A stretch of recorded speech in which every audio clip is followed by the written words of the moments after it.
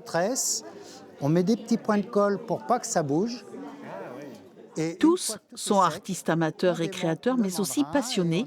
Il suffit d'un peu de matières premières trouvées dans la nature pour réaliser des objets insolites ou utiles comme ces paniers. On produit tout nous-mêmes, avec les moyens du bord. Alors, des petits trucs comme ça. Si on fait un peu de teinture qui coûte, il va y avoir 2 ou 3 euros maximum de dépenses, c'est tout, pas plus que ça. Daniel Champalou, créateur de ce salon, se bat depuis 27 ans pour valoriser le travail manuel. Le critère, c'est d'être amateur et surtout pas revendeur, de ne pas acheter des choses pour essayer de... Voilà. Non, il n'y a pas de commerce en fait ici, parce que si on dit que les gens vendent leur création, c'est vraiment pour s'indemniser, c'est pas pour gagner sa vie avec. Depuis 3 ans, Agnès Dandrieux travaille le cuir à la main, un travail d'amateur mais aussi une passion.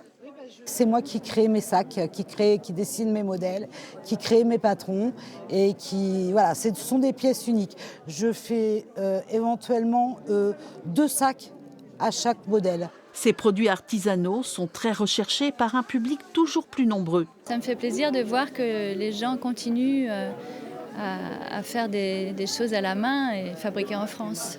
Puis ça permet aussi de se rencontrer dans la commune, on ne se connaît pas forcément tous, on ne sait pas qu'il y en a qui font des travaux manuels. Comme ces méléons et accordéons fabriqués en petite quantité près de Châtellerault depuis des dizaines d'années.